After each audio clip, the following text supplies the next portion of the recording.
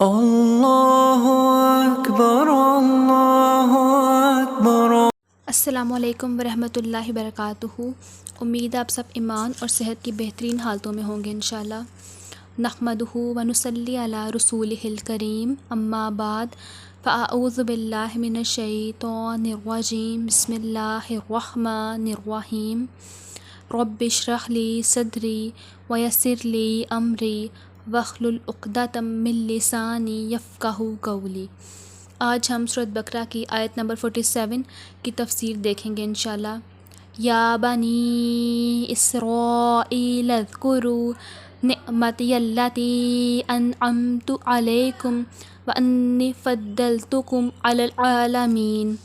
اے بنی اسرائیل، یاد کرو میری نعمت کو جو میں نے تمہیں عطا کی تھی، اور یقیناً میں نے تمہیں جہانوں پر فضیلت عطا کی تھی۔ اس آیت میں اللہ تعالیٰ نے بنی اسرائیل کو خاص نعمتیں یاد دلائی ہیں۔ یا بنی اسرائیل اذکروا نعمتی التی انعمت علیکم۔ اے بنی اسرائیل، یاد کرو میری نعمت کو جو میں نے تمہیں عطا کی تھی۔ اللہ تعالیٰ نے انہیں حق کا علم دیا تھا، اپنے پیغمبروں کے ذریعے شریعت کا علم عطا کیا تھا، اور انہیں ساری دنیا کے لیے رہنما بنایا تھا کہ وہ سب انسانوں کو اللہ تعالیٰ کی طرف بلائیں۔ یہ ان پر اللہ تعالیٰ کا سب سے بڑا انعام تھا۔ وَأَنِّي فَضَّلْتُكُمْ عَلَى الْعَالَمِينَ، اور یقیناً میں نے تمہیں تمام جہانوں پر فضیلت عطا کی تھی۔ یہاں جہان سے مراد ان کا زمانہ ہے۔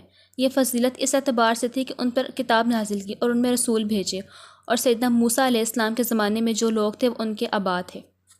اللہ تعالیٰ نے بنی اسرائیل کو یہ فضیلت تب عطا کی تھی جب وہ صحیح معنوں میں حق پر قائم تھے، اور جب انہوں نے لوگوں کو اللہ تعالیٰ کا پیغام پہنچایا تھا۔ بنی اسرائیل نہ تو خود حق پر قائم رہے تھے اور نہ ہی انہوں نے انسانوں تک اللہ تعالیٰ کا صحیح پیغام پہنچایا تھا، دوسروں کو نیکی کا حکم دیتے تھے اور خود کو بھول جاتے تھے۔ اب یہاں پہ ایک کوشچن ریز ہوتا ہے کہ بنی اسرائیل کے بعد فضیلت کا یہ منصب کس امت کو سونپا گیا؟ بنی اسرائیل کے بعد فضیلت کا یہ منصب امت مسلمہ کو سونپا گیا۔ رب العزت نے فرمایا، یہ سورۃ آل عمران کی آیت نمبر 110 ہے، تم بہترین امت ہو جسے لوگوں کے لیے نکالا گیا ہے۔ معاویہ بن حیدہ رضی اللہ تعالیٰ عنہ سے روایت ہے کہ رسول اللہ صلی اللہ علیہ وسلم نے فرمایا، تم 17ویں امت ہو اور تم اللہ تعالیٰ کے نزدیک ان تمام امتوں کے مقابلے میں بہتر اور معزز ہو۔ یہ ترمذی کی روایت ہے 3001 نمبر پہ، اور ابن ماجہ کی روایت ہے 4287 نمبر پہ۔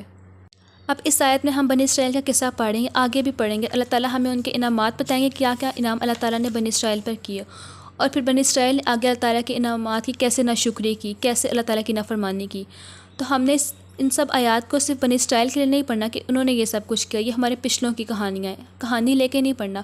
ہر آیت کو ہم نے خود سے ریلیٹ کرنا ہے کہ اس آیت میں اللہ تعالیٰ مجھے کیا کہہ رہے ہیں۔ اگر یہ بنی اسرائیل کا بے شک ذکر ہے، لیکن کیا ہم بھی تو یہ سب غلطیاں نہیں کر رہے؟ اور اگر ہم بھی وہی ساری غلطیاں کریں گے جو بنی اسرائیل نے کی تھی، تو پھر اللہ تعالیٰ ہمیں بھی ویسے ہی سزا دیں گے، ہم پہ بھی ویسے ہی عذاب آئے گا جیسے بنی اسرائیل پہ آیا تھا۔ تو ہم نے ان آیات سے عبرت حاصل کرنی ہے، حالانکہ ان کو پڑھ کے گزر نہیں جانا، کہانی کی طرح نہیں اس کو پڑھنا۔ ہر آیات کو خود سے ریلیٹ کرنا ہے، دیکھنا ہے کہ اللہ تعالیٰ مجھے کیا کہہ رہے ہیں۔ اگر یہ آیت میں سن رہی ہوں، میں اس کی تفسیر سن رہی ہوں، تو اللہ تعالیٰ کچھ تو مجھے سمجھانا چاہ رہے ہیں، تو اسے سمجھنے کی کوشش کرنی ہے انشاءاللہ۔ وآخر دعوانا ان الحمد للہ رب العالمین۔ سبحانک اللہم وبحمدک، اشہد ان لا الہ الا انت، استغفرک واتوب الیک۔ السلام علیکم ورحمۃ اللہ وبرکاتہ۔